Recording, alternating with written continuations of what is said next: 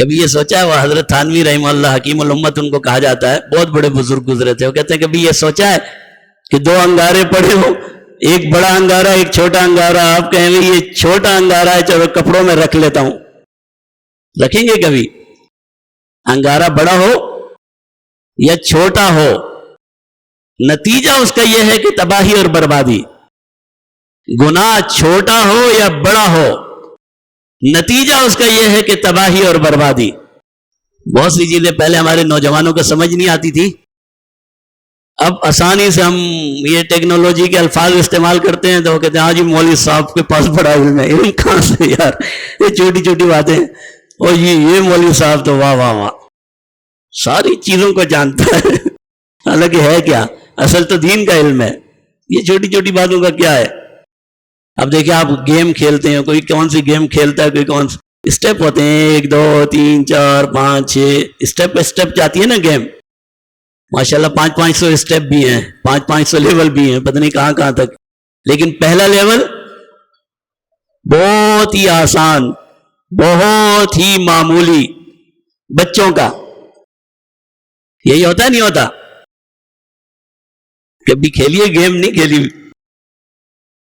آپ حضرات کو شوق نہیں ہے میرا خیال، لیکن پہلا اسٹیپ جو ہے بہت ہی معمولی، لیکن اگر آپ پہلا اسٹیپ نہیں کریں گے تو 500 800 900 تک بھی نہیں پہنچ سکتے۔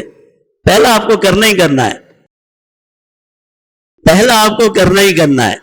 پہلا اسٹیپ نہیں اٹھایا تو 100 لیول 200 لیول 500 لیول سارے بھول جائیے۔ پہلا اسٹیپ آپ کو اٹھانا ہے، پھر پہلے سے دوسرا، دوسرے سے تیسرا، چوتھا، پانچواں، چلتے چلتے ایک دن آئے گا آپ پھر بتاتے ہو جی تو کون سے لیول میں؟ میں 60 لیول میں ہوں، میں تو 300 لیول میں ہوں۔ یہ ابتدا کہاں سے ہوئی تھی؟ وہ پہلے لیول سے۔ نیکی بھی اسی طرح ہے، چھوٹی سی نیکی، اللہ نے نیکیوں میں روحانیت رکھی ہے۔ ایک نیکی دوسری نیکی کو بلاتی ہے، دوسری تیسری کو بلاتی ہے، تیسری چوتھی کو بلاتی ہے، چوتھی پانچویں کو بلاتی ہے۔ اگر آپ نے نیکی اختیار کرنا شروع کر دی، چاہے وہ چھوٹی سی نیکی کیوں نہ ہو، اللہ نے اس کے اندر نور رکھا ہے، روشنی رکھی ہے۔ پھر ایک تارا، دوسرا تارا، تیسرا تارا، چوتھا تارا، پانچواں تارا، ایک دن آپ کا دل پورا منور ہو جاتا ہے۔ اور اللہ نے گناہوں میں ظلمت اور اندھیرا رکھا ہے، چاہے چھوٹا ہو یا بڑا ہو۔ ایک چھوٹا سا گناہ دوسرے گناہ کو بلاتا ہے، پھر دوسرا تیسرے کو بلاتا ہے، تیسرا چوتھے کو بلاتا ہے، چوتھا پانچویں کو بلاتا ہے۔ اور اگر انسان توبہ اور استغفار نہ کرے اور گناہوں پہ گناہ کرتا چلا جائے تو پھر ایک دن آتا ہے کہ اس کا پورا دل سیاہ ہو جاتا ہے، پھر ہدایت اور فلاح کی بات اس کے دل میں نہیں گھس سکتی۔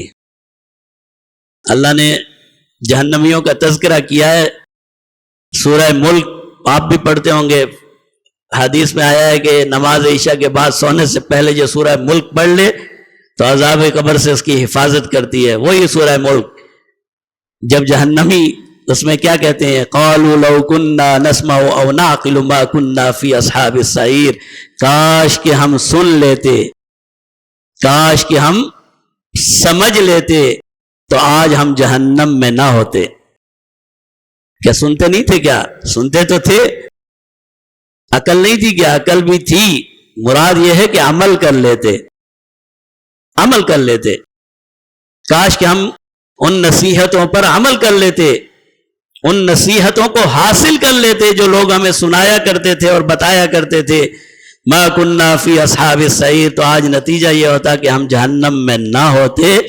تو ایک گناہ کتنے معمولی درجے کا کیوں نہ ہو، آپ نے ایک پڑھا ہے نا کہ ایک سچ 100 سکھ، پتہ نہیں اسی طرح کی کوئی محاورہ ہے، ایک سچ بولا 100 عذابوں سے جان چھوڑی، اور ایک جھوٹ بولا تو پھر 100 جھوٹ اور اس کے ساتھ آ گئے۔